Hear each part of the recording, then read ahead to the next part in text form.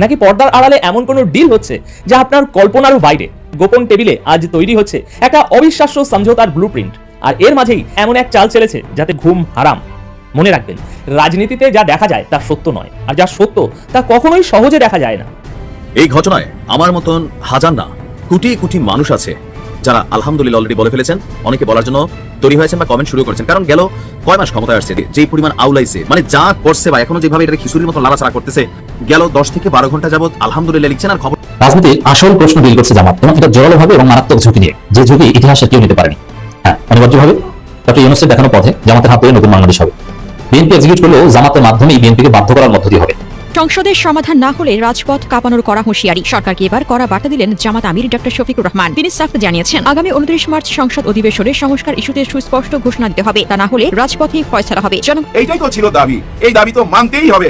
জামাত ইসলাম বলছিল সব দাবি মানতে হবে, অক্ষরে অক্ষরে এই কথাটা বলছিল, কিন্তু অক্ষরে অক্ষরে সবগুলা দাবি মানতে হবে। ওই যে এটুক মানুম না, মাংস খামু ঝোল খামু না, এরকম চলবে না। জামায়াতে ইসলামীর সংসদ সদস্য রফিকুল ইসলাম খান সংসদে দাঁড়িয়ে সরাসরি অভিযোগ করেছেন, আমরা এক স্বৈরাচারকে তাড়িয়ে আরেক নব্য স্বৈরাচারকে ক্ষমতায় বসাতে জুলাই মাসে রক্ত দেয়নি। এসব ঘটনায় সংবিধান আর জুলাই সনদ ইস্যুতে চরম শত্রুতে পরিণত হয়েছে সাবেক দুই মিত্র আর বিএনপি জামায়াত।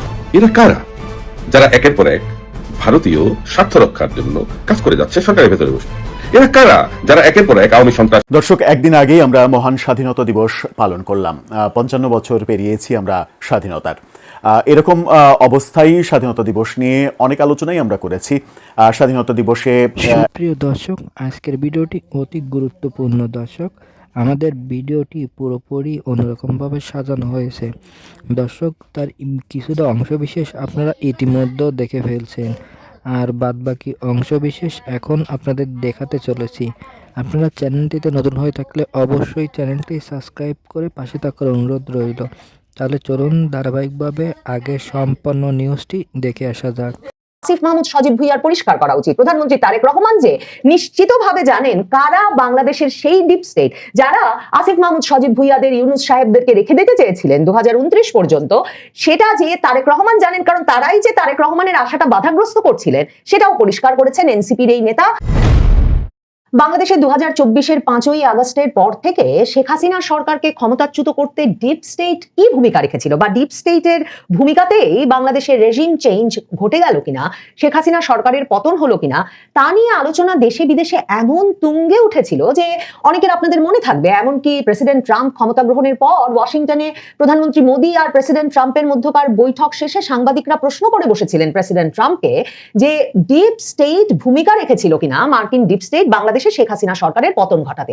প্রেসিডেন্ট ট্রাম্প সেটা তখন হেসে অস্বীকার করলেও তিনি নিজেই আবার এই খবর নিয়ে হাজির হন সংবাদ মাধ্যমের সামনে যে এক বাংলাদেশেই নাম না জানা এক এনজিওকে $30 মিলিয়ন দেওয়া হয়েছিল। আইআরআই এর মতো মার্কিন যুক্তরাষ্ট্রের গুরুত্বপূর্ণ থিঙ্ক ট্যাঙ্কগুলো হাজার হাজার ডলার, লাখ লাখ ডলার খরচ করছিল বাংলাদেশের গণতন্ত্র শক্তিশালী করতে। এমন নানাভাবে যে রেজিম চেঞ্জকে উৎসাহিত করা হচ্ছিল, সেটা এমনকি মার্কিন যুক্তরাষ্ট্রের বিখ্যাত অধ্যাপক জেফ্রি স্যাক্স বলে বসেন যে পাকিস্তানি ইমরান খান সরকারকে সরাতে আর বাংলাদেশে শেখ হাসিনা সরকারকে সরাতে একইভাবে মার্কিন ডিপ স্টেট কাজ করেছে। মার্কিন যুক্তরাষ্ট্র থেকে এই ডিপ স্টেট শব্দটি সারা পৃথিবীতে ছড়িয়ে পড়ে। মার্কিন যুক্তরাষ্ট্রে ডিপ স্টেট বলতে একটা ছায়া সরকারকে বোঝানো হয়, যেখানে যুক্তরাষ্ট্রের সরকারি কর্মকর্তা, বেসরকারি কর্মকর্তা, অত্যন্ত প্রভাবশালী ধনকুবেররা, বৃত্তশালী ব্যক্তিবর্গ সহ নানা প্রভাবশালী ব্যক্তিবর্গরা মিলে একটা নেটওয়ার্ক গড়ে তোলেন, যেই নেটওয়ার্কে আবার FBI, CIA এর গোয়েন্দারাও থাকেন, এবং তারা রাজনৈতিক সরকারের সমান্তরালে কাজ করে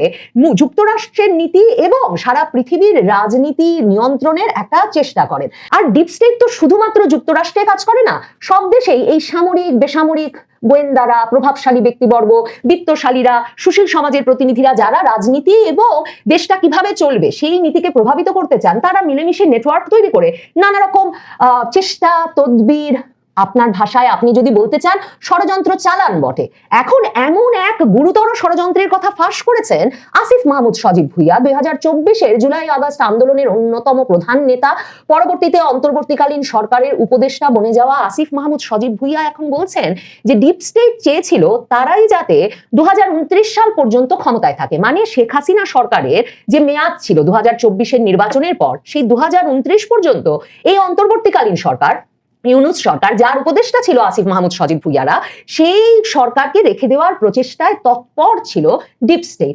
এখন এটা কোন ডিপ স্টেট? এটা কি মার্কিন ডিপ স্টেট, নাকি এটা বাংলাদেশের সামরিক, বেসামরিক, গোয়েন্দা, সরকারি বেসরকারি কর্মকর্তা, সুশীল সমাজের প্রতিনিধি, বুদ্ধিজীবী, এদের সমন্বয়ে গঠিত একটা অংশ, যে অংশটি এই ষড়যন্ত্র, কিংবা আপনি যদি একে একটি পরিকল্পনা মনে করেন, তাহলে সেই পরিকল্পনার অংশ ছিল আসিফ মাহমুদ সজীব ভুইয়া নিশ্চিতভাবেই এই কথা ফাঁস করতে চেয়েছেন যে তারেক রহমান সরকার একেবারেই নিরাপদ নয়, তারেক রহমান সরকারকে ক্ষমতায় আনবার ক্ষেত্রে বড় ধরনের বাধা ছিল, এবং বাংলাদেশের ডিপ স্টেটের একটা অংশ 2029 পর্যন্ত কোনো নির্বাচন হতে দিতে চায়নি।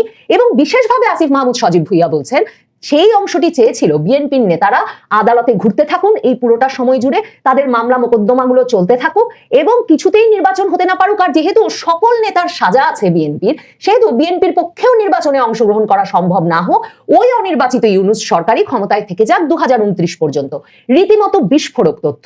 এই ডিপ স্টেট কারা চালাচ্ছিল? বাংলাদেশের সামরিক গোয়েন্দা সংস্থা ডিজিএফআই চালাচ্ছিল বলেই কি তারেক রহমান সরকার ক্ষমতায় আসা মাত্র প্রধানমন্ত্রী তারেক রহমান সেনাবাহিনীতে যে গুরুত্বপূর্ণ পদগুলোয় বড় ধরনের পরিবর্তন এনেছেন, তার একটা সামরিক গোয়েন্দা সংস্থা ডিজিএফআই এর পদে পরিবর্তন এনেছেন, প্রধানের পদে, এবং যিনি প্রধান ছিলেন ইউনূস সরকারের আমলে, সেই ব্যক্তিকে রীতিমতো সেনাবাহিনী থেকেই সরিয়ে দিয়ে পররাষ্ট্র মন্ত্রণালয়ে নিযুক্ত করেছেন তারেক রহমান। মহান স্বাধীনতা দিবস পালন করলাম, 55 বছর পেরিয়েছি আমরা স্বাধীনতার।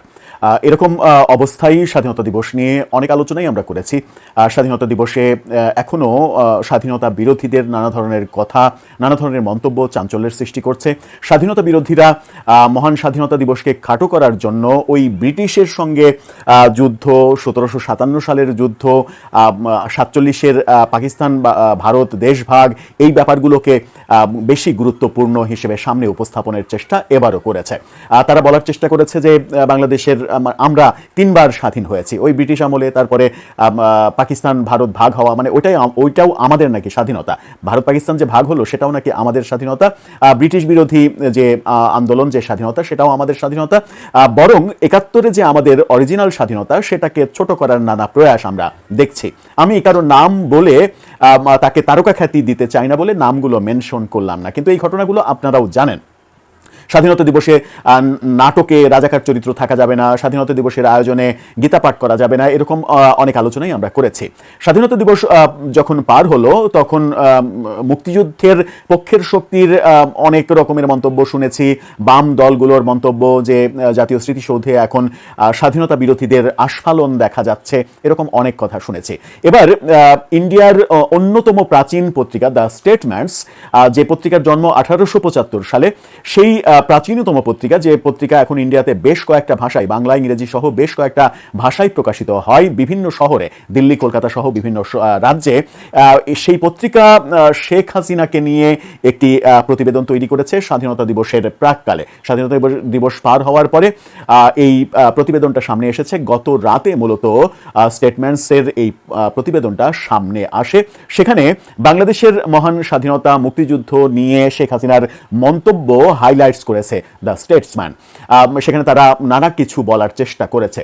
শেখ হাসিনা, আওয়ামী লীগের রাজনীতি, এগুলো নিয়ে এক ধরনের বিরক্তি, এগুলোর বিরুদ্ধে কথা বলা, আওয়ামী লীগের রাজনীতি, আওয়ামী লীগকে করতে না দেয়া, এই ব্যাপারগুলো যখন বাংলাদেশে প্রচণ্ডভাবে হাইপ তুলেছে, ঠিক সেই সময় স্টেটসম্যানসের স্বাধীনতা দিবসের প্রাককালে শেখ হাসিনার বক্তব্য নিয়ে প্রতিবেদন তৈরি করা, এটা বেশ ইম্পর্টেন্টই মনে হয়েছে। বিশেষ করে শেখ হাসিনা ব্যক্তি চরিত্র হিসেবে অনেকের কাছে সমালোচিত, এটা হতেই পারে, খুবই স্বাভাবিক। বিশেষ করে 24-এর ক্ষমতা থেকে তার যে পতন, সেই পতনের পরে তাকে নিয়ে সব থেকে বেশি নেগেটিভ আলোচনা হয়েছে। কিন্তু সেই আলোচনায় আমরা পক্ষে বিপক্ষে কোনো দিকেই যেতে চাই না। যেতে চাই সেটা হচ্ছে যে মহান মুক্তিযুদ্ধ, স্বাধীনতার যে সৌন্দর্য, স্বাধীনতার প্রতি যে মানুষের ভালোবাসা, সেই ভালোবাসাটা কাদের দখলে চলে যাচ্ছে, সেটা নিয়ে একটা মন্তব্য চোখে পড়েছে ব্যক্তিগতভাবে আমার এবং আমাদের। চলুন একটু স্টেটসম্যানসকে শেখ হাসিনা কি বলেছেন, শেখ হাসিনাকে নিয়ে স্টেটম্যানস হঠাৎ করে আবার নতুন করে প্রতিবেদন তৈরি করলো কেন? দিল্লি না ঢাকা, ঢাকা ঢাকা ঢাকা ঢাকা, এই ধরনের স্লোগান কিন্তু আমরা শুনছি বিভিন্ন সময় কালাবাটাদের মুখে। এখন যখন তারা সরকারে ছিল, তারা ক্ষমতায় ছিল, তখন দেখলাম যে ওই দিল্লি না ঢাকা শুধু স্লোগানেই, কিন্তু যখন বিপদে পড়ে তখন ঠিকই ভারতের কাছে হাত বাড়িয়ে দেয়। দিতেই হবে, এটা বাস্তবতা। কারণ আপনার প্রতিবেশী যদি আপনার সে ধনাঢ্য হয়, ক্ষমতাবান হয়, আপনি যতই হম্পদম্প দেখান তার কাছে কিন্তু আপনাকে যেতেই হবে। যাই হোক, আমি আপনাদেরকে একটা নিউজ জানাবো, মূলত সেই জন্য ক্যামেরাটা ওপেন করা। নিউজটা হলো আমাদের বর্তমান বাংলাদেশ সরকারের পররাষ্ট্রমন্ত্রী, তিনি 7ই এপ্রিল, এটা হচ্ছে মার্চ মাস, আজকে মার্চের 28 তারিখ, তিনি সামনের মাসে 7ই এপ্রিল দিল্লি সফরে যাচ্ছেন। সেখানে গিয়ে খুবই গুরুত্বপূর্ণ কয়েকজন ব্যক্তির সাথে আলোচনা বা সাক্ষাৎ করার সম্ভাবনা আছে। এই নিউজটা আপনাদেরকে জানাবো যে আদৌ কেন পররাষ্ট্রমন্ত্রী তিনি যাচ্ছেন। আর প্রথমে যেটা বললাম যে দিল্লি না ঢাকা, ঢাকা ঢাকা, এই স্লোগান যারা দিয়েছেন, এই স্লোগান শুধু স্লোগানের জায়গায় আছে। এই স্লোগান আদৌ মানে এটা হচ্ছে রাজনীতি, ভারত বিরোধী রাজনীতি। বাংলাদেশের কি বলে যে দেশের পক্ষের রাজনীতি তারা করতে পারে না, শুধু ওই যে পার্শ্ববর্তী রাষ্ট্রের বিরোধিতা, এটাই তাদের রাজনীতি। যাই হোক, এই রাজনীতি টিকবে না, এটা আমি বিশ্বাস করি যে এই ধরনের রাজনীতি টিকতে পারে না। এখন দেখেন, এই যে আমাদের ঈদ উল ফিতর গেল, ঈদ উল ফিতরে কিন্তু আমাদের তেলের সংকট ছিল, অনেকেই না, প্রায় বলতে গেলে সবাই। শেখ হাসিনার ভারতমৈত্রী পাইপলাইনে নির্মাণ যে করে গেছেন, সেই পাইপলাইনের মাধ্যমে ভারতের তেল দিয়ে অনেকেই উদযাপন করলেন, দেশে আসলেন, আবার কর্মস্থানে চলে গেলেন। তখন আর ওই বিষয়গুলো মনে পড়ে না, হয়তো বা সামনে আবার আমরা সেই স্লোগানগুলো শুনতে পারি যে দিল্লি না ঢাকা ঢাকা। যাক, 28শে মার্চ 2026 অর্থাৎ আজকে দুপুর 2টা 32 মিনিটে নিউজটা হয়েছে। বাংলাদেশের পররাষ্ট্রমন্ত্রী খলিলুর রহমান আগামী 7 ও 8 এপ্রিল ভারতের রাজধানী দিল্লি সফর করবেন।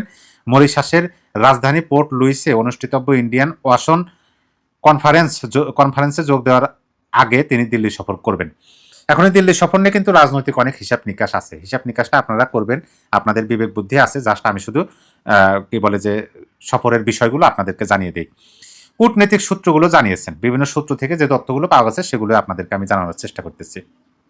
কূটনৈতিক সূত্রগুলো জানিয়েছেন, সফরের প্রথম দিনেই ভারতের পররাষ্ট্রমন্ত্রী জয়শঙ্করের সঙ্গে খলিলুর রহমানের বৈঠক হতে পারে। এছাড়া ভারত সরকারের আরও গুরুত্বপূর্ণ প্রতিনিধিদের সঙ্গে সাক্ষাতের বিষয়ে আলোচনা চলছে। ওই যে আমি প্রথমেই বললাম যে গুরুত্বপূর্ণ ব্যক্তিদের সাথে আলোচনা চলবে। ঢাকার একটি সূত্র জানায়, প্রধানমন্ত্রী পররাষ্ট্র বিষয়ক উপদেষ্টা হুমায়ুন কবির সফরে পররাষ্ট্রমন্ত্রীর সঙ্গে থাকবেন। আচ্ছা, এই যে এখন পররাষ্ট্রমন্ত্রী জয়শঙ্করের সঙ্গে আমাদের পররাষ্ট্রমন্ত্রী, মাননীয় মন্ত্রী, তিনি যে